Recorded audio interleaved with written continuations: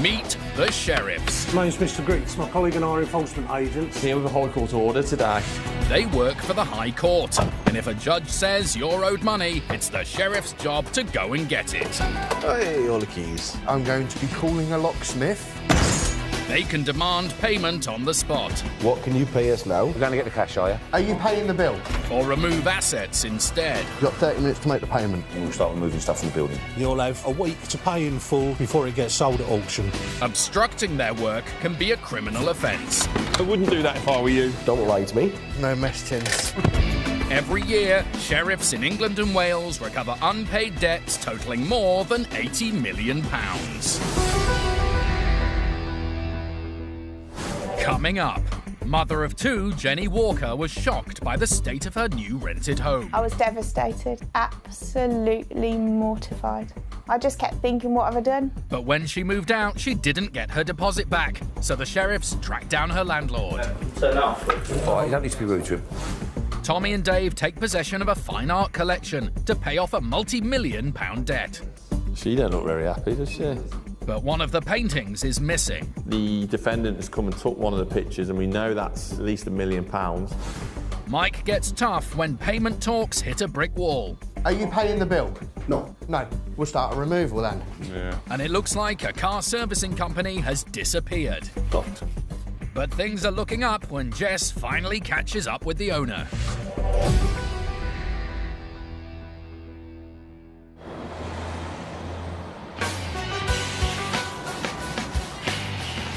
Today, High Court enforcement agents Tommy Coyle and Mike Perkins are in West London, and there's a storm brewing. With wind gusts potentially reaching 80 miles an hour, that will blow down trees, it will cause disruption to power and transport as well. Despite the weather warning, the sheriffs are hoping today's enforcement is plain sailing. This afternoon, we are in Southall. We're looking for Semi Builders Merchants Limited. The sheriffs are pursuing a debt of just over £49,000 after a supplier took semi-builders merchants to court for non-payment of an invoice. They didn't contest the case, and a judgment was issued in favour of the claimant. The amount owed today is £49,010. Mike and Tommy know from experience that builders merchants are likely to have substantial assets they can use as leverage. Is that it? That's it? And it looks like they're right. That's massive. There's assets everywhere, mate. We got loads. Got loads to go at. There's tons of materials and assets and trucks. Look at the trucks. But first, they need to find the boss. Is the director about? It's a High Court order. We're here to execute it, basically, which means we're here to take control of goods, which is remove assets if we can't get a bill paid. The sheriffs are told the man they need to see is upstairs, in the accounts office. Upstairs? Who's upstairs? They don't need a second invitation. They head up in search of the boss. There you go. Hello. Hello, sir. My name's Mr. Perkins, High Court enforcement agent. How are you? Here with a High Court order today. Sorry? We're here for Semi Builders, the Merchants Limited. We're here with a High Court order for £49,000 that needs to be paid. It looks like it's good timing. Just because I'm trying to organise the funds now. This is what it's happening. Is this for this? Yeah. He says the sheriffs aren't alone. He's got other creditors chasing him for money, and he's trying to raise funds through an offshore account. But the sheriffs want payment for their claimant today, and that's not looking likely. Okay, we'll look to remove some of the vehicles and the materials, yeah? If removal of assets does go ahead, the size of the debt will go up. At the moment, the balance is at 49,000. If we go to the next stage, it's going to go up to 49,600. Okay, and then when we start removing... We've been in business for 31 years, we've never... Yeah, I understand that, but if we start removing goods... I don't want a problem either. And I understand that, but if we go to the removal stage, it's going to go up to 54,000. The director tells them the lorries are on hire purchase, so they're not the property of semi-builders merchants. He produces paperwork to prove it. But they aren't the only assets Tommy's been sizing up. At the moment, it's still the materials. Yeah, so we need to see paperwork for that. You can go and see it. Yeah, so what have you got paperwork-wise reference? Who owns the stock you've got there, like the bags? Sir?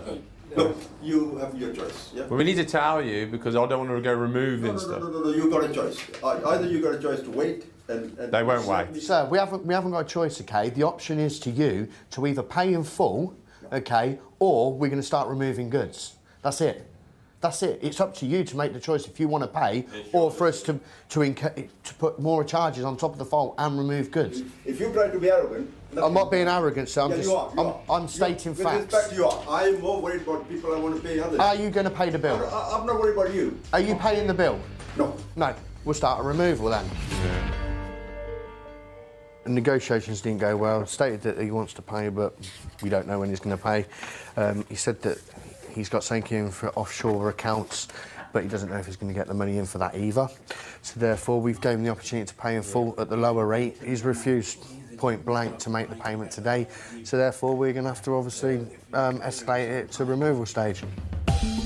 With the boss unwilling or unable to make even a part payment today, the sheriffs may have to start removing goods to clear the debt. But before they do, Mike decides to give backdoor diplomacy a go. Are you the accountant, are you? He is, and he's willing to help the sheriffs if he can. How much is in the account at the moment? If we could get half of the bill, then we'll look at doing a controlled goods agreement for the remaining balance. A controlled goods agreement means assets can stay on the debtor's premises, but they can't be sold or removed until the debt is cleared. Have a chat with him, just see what you can do. The accountant returns with good news. The boss may be willing to make a part payment today and then clear the rest by instalments. It's enough for Mike to try to reopen negotiations. Can I have a chat with you for a second? Yeah. I'll sit down. I don't want any photographs now, it's finished. No, He doesn't want I'm not going to allow it. Sorry. At this stage, our cameraman's asked to leave. We continue to film outside, where high winds have blown in dust particles from the Sahara, darkening the sky and turning it red. Is it got a real funny darkness? Isn't it weird? It's like, mate, it's not the end of the world. What concerned? Turning to more earthly matters, Tommy needs to quickly start listing assets for a controlled goods agreement. Once the agreement is signed, those assets can't be seized by any other creditor. There's one forklift that's been mentioned in the office that is clear of finance, so I'm going to go find that now, get that listed down so we can facilitate this arrangement. There's multiple creditors after this gentleman. It looks like there's a lot of assets here, most of them on hire purchase. So we've got to find this forklift. Tommy quickly finds the forklift and sufficient other assets, including another forklift truck, and he completes a controlled goods agreement. All he needs now is for Mike's negotiations with the boss to have gone well. Mike and the director upstairs obviously didn't gel very well. We have a nickname for him, Scrappy Doo, which he lives up to. But he's a great enforcement agent, we'll always have your back and always great to have with you. So I'm going to get back upstairs now and just make sure nothing's exploded. Tommy needn't have worried. The boss has just paid £5,000 and agreed to pay the rest off in instalments. Given the multiple creditors, it's a good result. All sorted. All I need is a signature there, okay, and you print your name there, please. Thank you very much. Mike's back on good terms with the director. In the nicest way possible, I hope I don't see you again, okay? Take care. Thank you. Yeah, people call me Scrappy Doo due to the fact that I don't take no nonsense. I wouldn't class myself as arrogant. I'd class myself as blunt and straight to the point. Turn up here, you think large amount of assets, you think this is going to pay all day long. When you start getting into the details here, so much of the gear's on hire purchase, being all the big vehicles and the forklifts, the hoisters and stuff. I managed to find 2 of the forklifts out the back, so I got them listed down pretty quick. So it's a reasonable result. I do think they'll end up paying this in full as agreed, so we've done the best we can on the day. Semi-builders merchants have since been clearing the debt at the rate of £10,000 a month.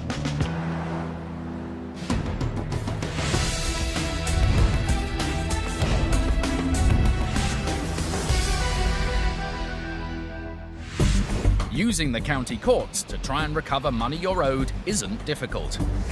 1.5 million money claims are paid every year in England and Wales, involving anything from faulty goods or poor workmanship to unpaid invoices. Claims can be filed online or by post for a small fee. Both parties in the case will be asked to submit evidence, and you may have to attend a court hearing.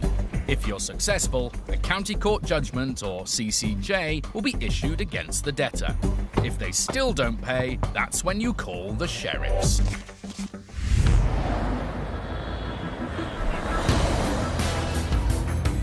It's nearly lunchtime, and High Court enforcement agents Jess Payton and Jamie Wicks are in Peterborough. They're on their way to the pub.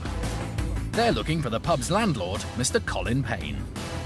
The only information we've got on this at the moment is that the debtor has rung into the office to say that he's aware of the debt, but he's not going to make the payment because he doesn't have the money. It's a personal debt and nothing to do with the pub, but the sheriffs can visit any address they suspect the debtor lives or trades from.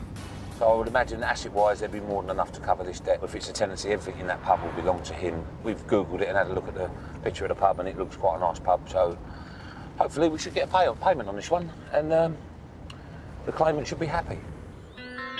The claimant is primary school teacher and mother of two, Jenny Walker.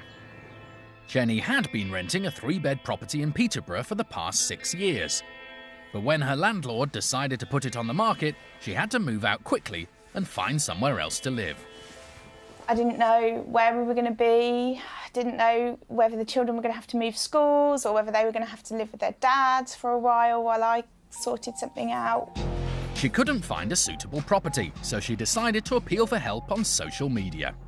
I put a post on a local Facebook page asking if anybody knew of any private landlords. Jenny was put in touch with Colin Payne, the landlord at one of the local pubs, who had a house to rent. We met over the bar in the pub and, had a chat about what the house was like and how much it would cost to rent. He told her the property was in need of refurbishment and that he may not have time to do this before she moved in.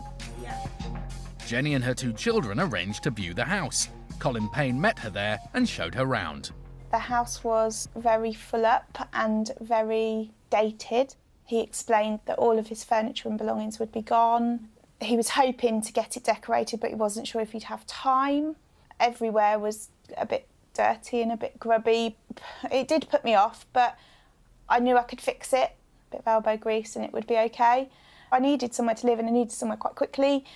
And this was the only thing that had come up, and it was the only thing in my price range that would work.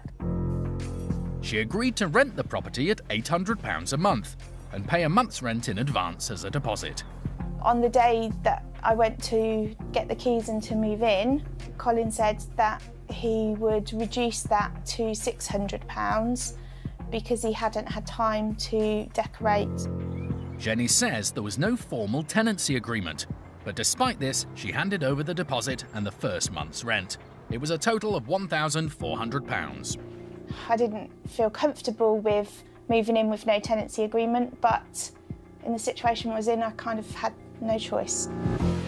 Armed with the keys, Jenny went to open up her new home. Mr. Payne had moved a lot of stuff out of the house, but only as far as the back garden. There were rubbish bags and broken furniture outside the back door. And there was broken glass, there was a motorbike, there was a double bed. With the house now cleared, the scale of what Jenny had taken on became all too apparent. I was devastated, absolutely mortified. I couldn't believe that somebody would think that that was okay. I just kept thinking, what have I done? What am I putting my children into? I'd moved them from a really secure, safe, comfortable house to hell on earth, really. Jenny enlisted the help of friends and spent the next 2 days cleaning and decorating. All my friends turned up and made it bearable. I wouldn't say they made it good because that was impossible, but they got the kids' bedrooms clean and decorated. They got the carpet so that it wasn't as crispy underfoot. They got the kitchen so that there wasn't mould on the walls and, they made it okay. Jenny was determined to stay put and make a go of it. I decorated the whole house, replaced curtain poles, curtains. I'd had the carpets professionally cleaned as well in an attempt to freshen them up somewhat. So I spent a huge amount of money trying to make the property livable. But 2 months after moving in, Jenny says she still didn't have a formal tenancy agreement, and she was worried about her long-term security as a tenant. In spite of the work she'd done to make the property more comfortable, Jenny reluctantly decided they should move. I just wanted out. I'd had enough. He wasn't going to do the right thing. I wasn't going to have the security of a tenancy agreement and the legal rights that come with that. She notified Mr. Payne of her intention to leave.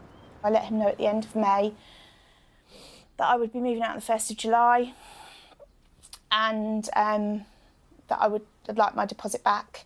When the time came to move out, Jenny handed the keys back and Mr. Payne carried out an inspection of the property. He looked at everything, he checked every room. He said that once I'd paid off any outstanding bills, for example, the council tax and the electricity and the gas, and given meter readings and things over, then he would repay my deposit.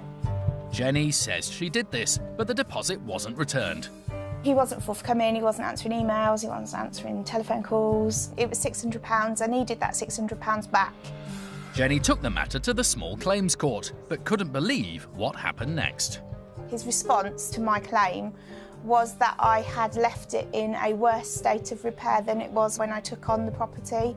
Mr. Payne said she had spilt paint on the carpets, curtains were missing, and curtain rails were hanging off the walls.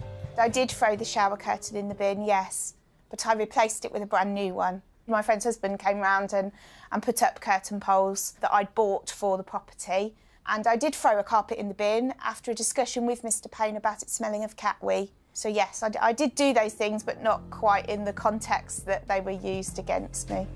The court issued a judgment in Jenny's favour, instructing Mr. Payne to pay her deposit back. She didn't receive the money, and the case was transferred to the High Court, so Jenny could call in the sheriffs to collect the money she's owed.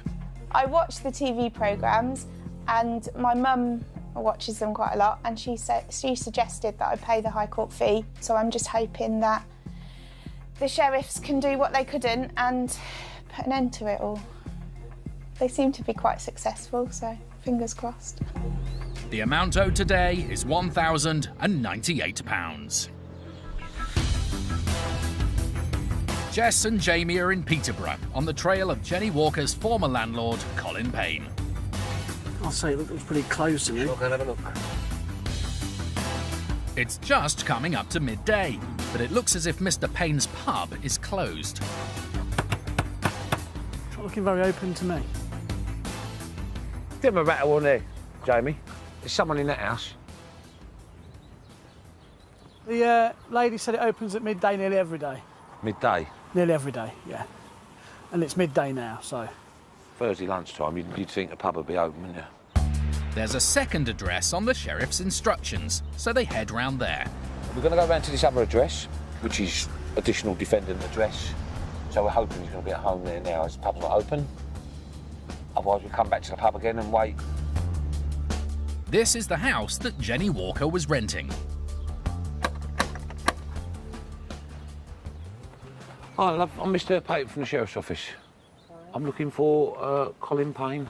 The woman who answers the door says she's a tenant, and Mr. Payne is her landlord. He doesn't live here. I was just the landlord. Oh, OK. Oh, right, fair enough. Jamie wants to see evidence that Mr. Payne really is the landlord and isn't living there. Have you got a tenancy agreement or something like that? She does, and the agreement confirms she's the tenant and Mr. Payne is her landlord. So it's back to the pub, where Mr. Payne is also the landlord, and where the sheriffs are hoping to finally catch up with him. We've just pulled back up at the pub and it looks like the doors are open, so we're going to get in there a bit lively. As they walk in, someone is walking out. Hi, mate. I'm Mr. Payton from the Sheriff's Office. Looking for Colin Payne? He's not in at the minute. OK, we're going to have to come in and wait for him. It sounds as if this man is another of Mr. Payne's tenants. He lives in a flat above the pub and asks the sheriffs to wait while he takes his dog upstairs. Dog friendly, is he? Sorry? Dog friendly? Yeah, it's friendly. You can stroke him, I'll wait here, all right. If there's one thing the sheriffs aren't keen on, it's a large dog on the premises. I thought he's friendly. He's all right, honestly, he's friendly. The dog's led upstairs, and the sheriffs enter the pub and wait while the man gives Mr. Payne a call. He's coming back, is he? Yeah, he's got. The sheriffs want payment in full today, OK, lovely job. and if they play their cards right, they won't have to start removing assets. It's a pub in like a local area, so it's probably where most people come of a weekend or an evening to have a drink. If we close the business down, take everything, that's another thing gone, isn't it? Suddenly, Colin Payne appears. Hello, mate. Turn that off, please. He's not keen on the camera.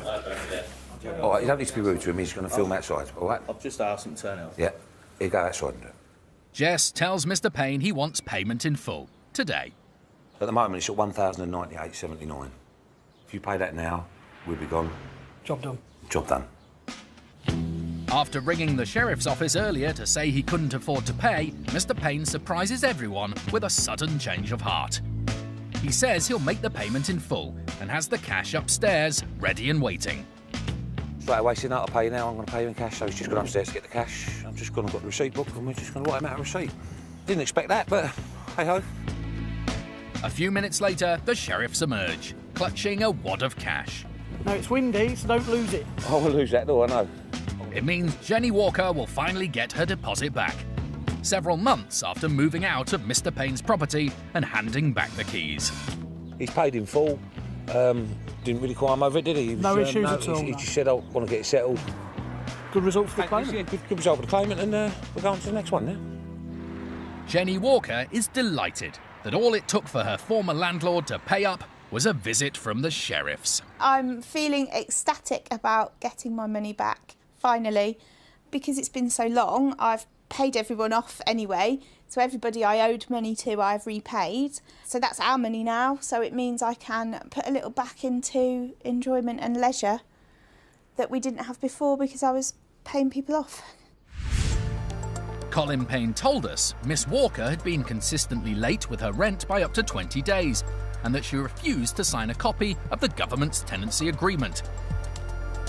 He said she gave him a few days' notice by text message before moving out and added that he withheld Miss Walker's deposit because she refused to provide proof that gas, electric and council tax bills had been paid. He said that following the court ruling, the money was made available to Miss Walker, but she wouldn't come and get it.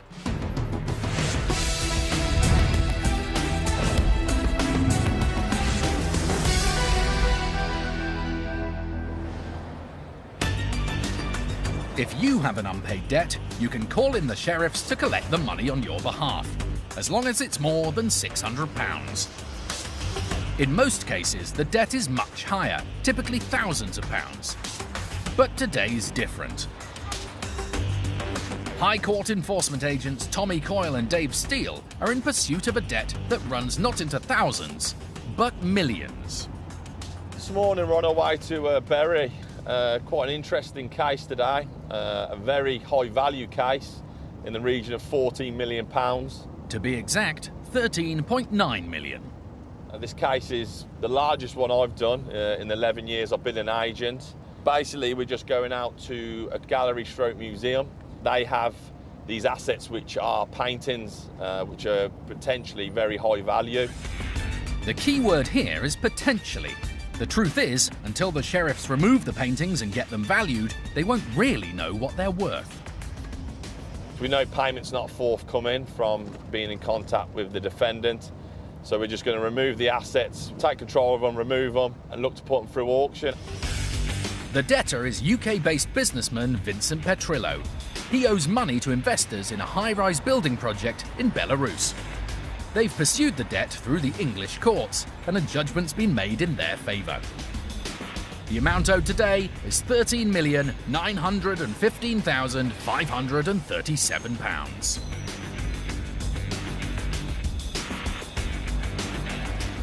Mr. Petrillo's apparently in Moscow, but he owns a little-known collection of Russian artwork which is on loan to Bury Art Gallery in Greater Manchester. And that's where the sheriffs are heading. It could be a real unique, interesting case this today. One being the sheer size of the writ, and two, the amount of value in the assets that we could be removing today. Tommy and Dave have plenty of experience in removing assets, But when it comes to art, do they know their Rembrandt from their Rubens? Let's start with Dave. My knowledge of art's probably just above zero. Yeah, painting at school and dot to dot, that was it. Tommy is a little better qualified. Oh, I got a GCSE C in art and design. The sheriffs plan to remove a total of 8 pieces of art. Because their value isn't known, Tommy's taking no chances. He's on hands-free, on the phone to the office. I won't be letting them move unless they're packaged extremely well. From the value I've been told of them, we're going to be making sure they're very secure. Send me your email address. Once I'm in there, I'll send you some photos. They arrive at Bury Art Museum. It's closed to visitors and locked up. Padlock from inside. Yeah. But there's to be no battle over entry or assets today. The sheriffs have pre-arranged a meeting with museum curator Richard Burns, who will hand over Mr. Petrillo's art collection. Tommy and Dave are led in through the staff entrance. Interesting, isn't it? And after a short wait, Mr. Burns, the curator, and another museum employee emerge with the paintings. Hello, is it Richard? Hello. It is. Hello. Hi, Hello, Richard. Richard. Hi. You okay? You're right.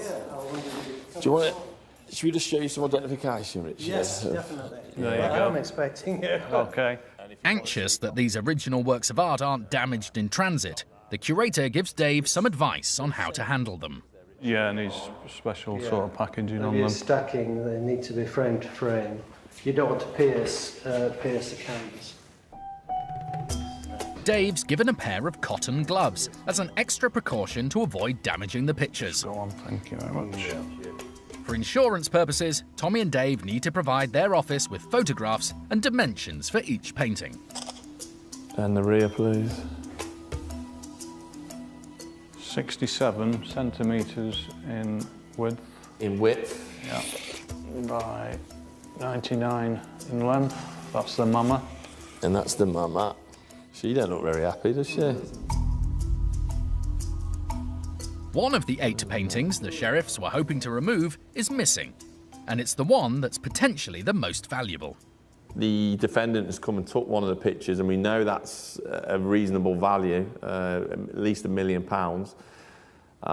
Does make me slightly suspicious of the value of these, because you'd think he would have took these as well, but all we can do is hope they come back with a decent valuation.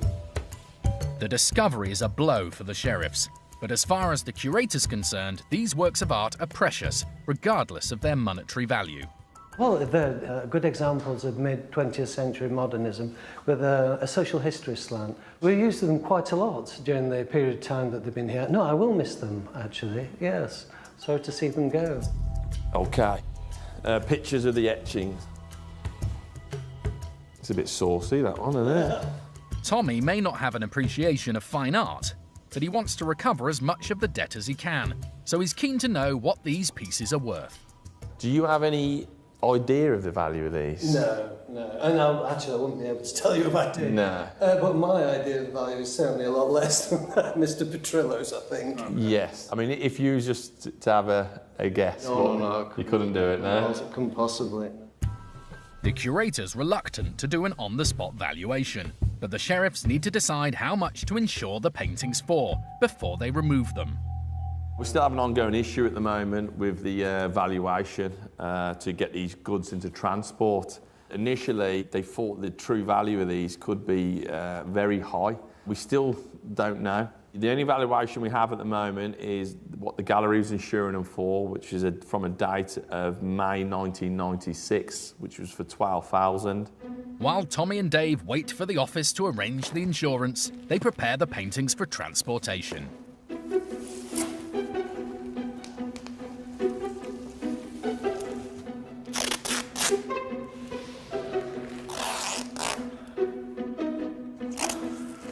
Wonderful. Thank you. With the insurance finally in place, Mr. Petrillo's art collection Thank you very much. is loaded into a van, ready for the long drive to London, where it'll be put into storage at an auction house. Pack them like they are worth $1 million. So you're off then? The goods have now been removed. They're on the way to the auction centre at London to get a better a value of the artwork, and we'll know more once that has been completed. I think me and Dave would both be interested to see what the valuation becomes on these paintings and what they fetch in auction.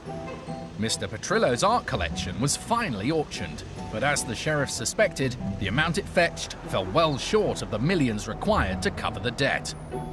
As for Mr. Petrillo himself, it's thought he's still in Moscow and isn't expected to be returning to the UK anytime soon.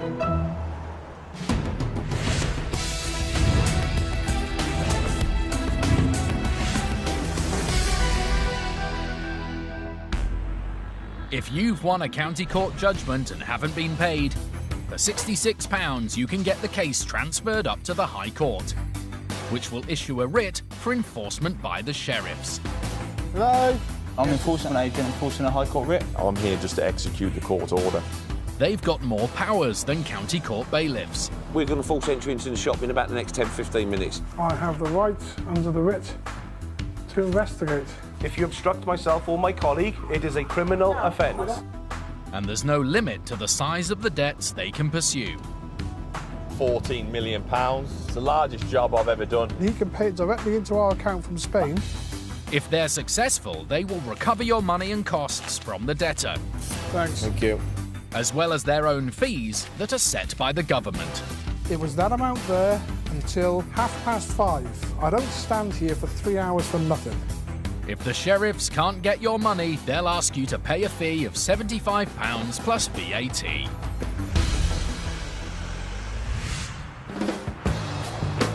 The sheriffs are normally armed with a few basic facts in order to execute a High Court writ. A name, an address, and an amount that's owed. But sometimes, like today, a bit of extra background information about the debtor can make the difference between getting payment in full and walking away empty-handed. High Court enforcement agents Billy Evans and Jess Payton are heading for the village of Cottenham, near Cambridge. We're looking for James Cutton, trading as Carmatech. It's a unit on an industrial estate. Mr. Curran has already contacted the sheriffs. I mean, he has made a phone call into the office offering a payment of £50 a month, which is not acceptable. Jess has set his sights a lot higher than that.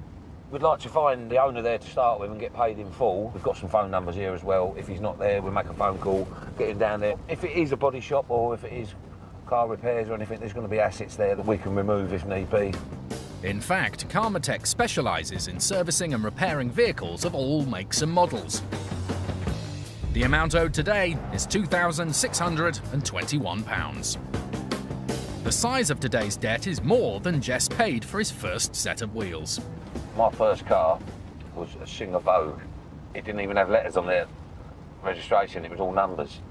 That was 1982. Before I was born. Before Billy was born, 10 years. Yeah. As you can see, I'm with Junior today. They arrive at the industrial estate where Carmatech is based. At the moment, it's not looking very good. It's all closed up. First impression is not favourable at the moment. It's looking like it's an empty unit. Jess is right. The place has been abandoned. Locked. The sheriffs have the power to carry out diligent searches at commercial premises if they have reason to believe the debtor could be trading from there.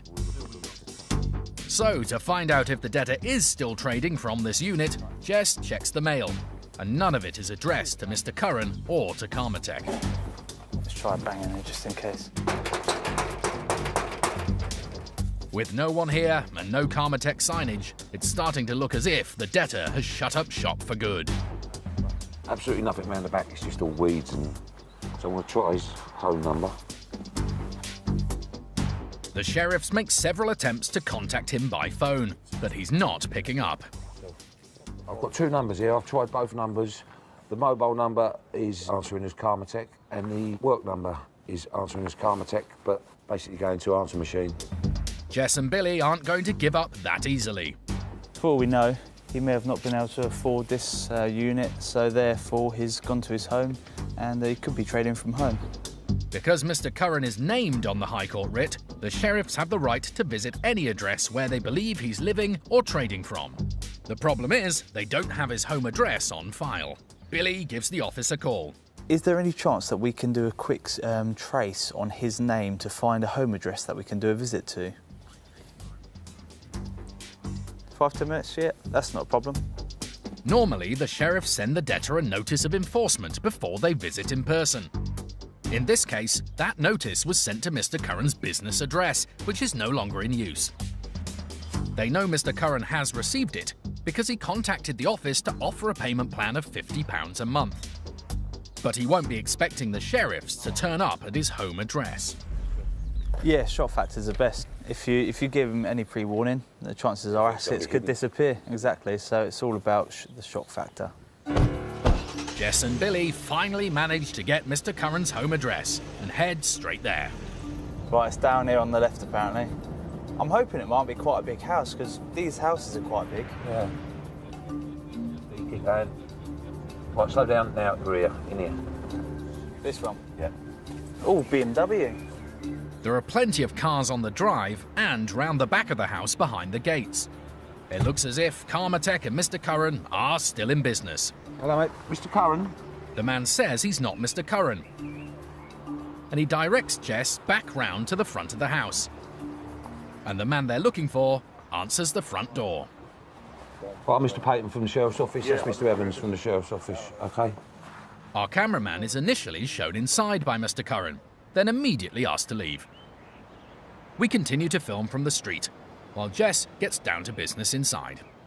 Well, basically, we're here today to collect this debt. At the moment, it's £2,621.81. Mr. Curran offers to pay part of the debt now, and the rest in a week's time. But Jess has a better idea. Well, what we're going to do is give you 10 minutes to try and sort things through, make a few phone calls. At the end of the day, you're better off owing them than owing us. Billy comes outside to update us. They asked if they can pay a certain amount and then pay the rest off in arrangements. We've told them that they've got a smart car here, they've got a BMW, they've got vehicles out the back, so it's payment in full. So at this moment in time, Jess has given them 10 minutes to raise the funds before we take further action. But while Billy's outside updating us, Jess gets the breakthrough he's been holding out for. Can you get a ways to pay sheriff's form? Jess has just asked me for the ways to pay form, which has all the bank details on how they can make a payment, which would suggest they're going to be making a payment in full. Inside the house, the sheriffs secure an initial payment of just over £600. Hiya, mate, it's Jess Payton. Jess checks it's gone through OK. Mr. James Curran. It was a backs payment. He's paid £621 of it. OK, you got that, lovely. We're just waiting on the other two. He's got a relative coming over to pay the other £2,000, so they'll be here in a minute. All right, thank you. Cheers, bye. That's £621 down, so £2,000 to go. Apparently there's a family member coming to the rescue. Right on cue, a car pulls in. The sheriffs are hoping this means the rest of the money is about to be paid. I've just got to take this into Billy and give him a bit of support in there. You never know.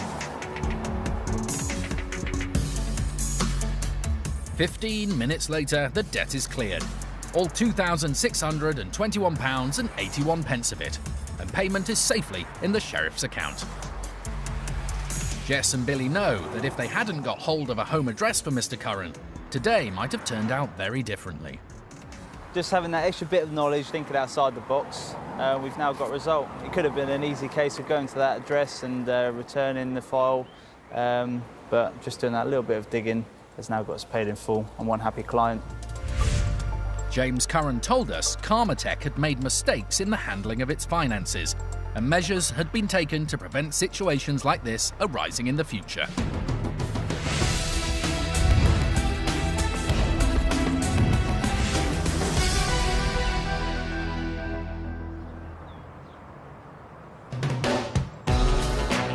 High Court enforcement agents Rob Foster and Lawrence Grix are heading to Hoddesdon in Hertfordshire. We're going to Thomas Raymond Butler, trading as Butler's estate agents. He owes a total of £31,181.57, which is an awful lot of money. The debt relates to unpaid rent and damage caused to a property being let by the agent. Lawrence and Rob both know they'll have their work cut out today. Generally with an estate agent, all you'll find there asset-wise is a couple of desks, a couple of computers. You may be lucky and find that there's a vehicle there, but as a general rule, this day and age, they're mainly leased. The most likely outcome is a payment plan which allows Mr. Butler to clear the debt by instalments. We're not potentially going to have much leverage to force a payment of over £31,000, but we'll do our best. We've got to go in with an open mind, anticipating collecting full payment. It is in the gentleman's personal name, so he may have his personal vehicle outside, which might just be a Bentley. A Bentley? Now that really would make a difference. The amount owed today is £31,181. The sheriffs find Butler estate agents in a prominent position in the town's high street. Thomas Raymond Butler? That's me.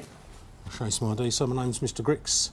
My colleague and I are enforcement agents. Yeah. We're here to execute a High Court writ on behalf Mr. Butler produces a letter he's convinced will send the sheriffs packing.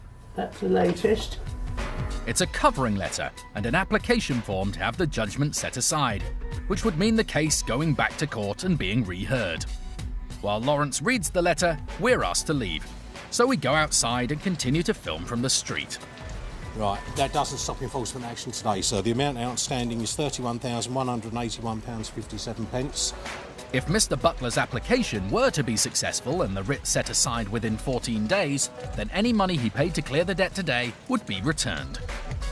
But for now, the writ must be executed. Meanwhile, Rob has been conducting a diligent search of the office, looking for assets. On his desk was a set of keys. He's identified it being a Ford Mondeo parked at the back of the property. That's his. Searching through the desk drawers, we found 4 or 5 envelopes stuffed full of cash. Also in that drawer, though, was a Bentley key. Now, what are the chances of that? But it's not the breakthrough they were hoping for.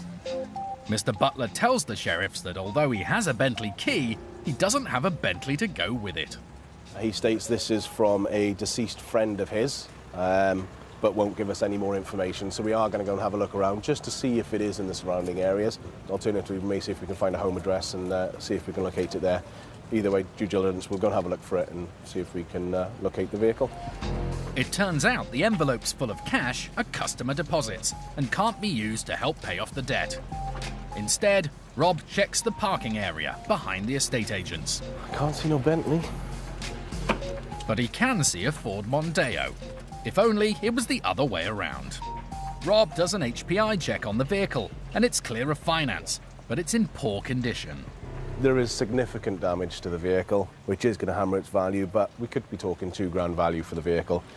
Back inside the estate agents, Lawrence is listing what assets there are and setting up a payment plan. He wants the best deal he can get for the claimant without putting Mr. Butler out of business. I checked all the company and personal bank accounts. Mr. Butler eventually managed to pay about £2,000. In addition to the £2,000, Mr. Butler has also agreed to clear the debt at the rate of £500 a month. If he doesn't keep up the payments, the sheriffs can come back and remove assets. No leverage, there wasn't a lot we could do really, so £2,000 not a bad result.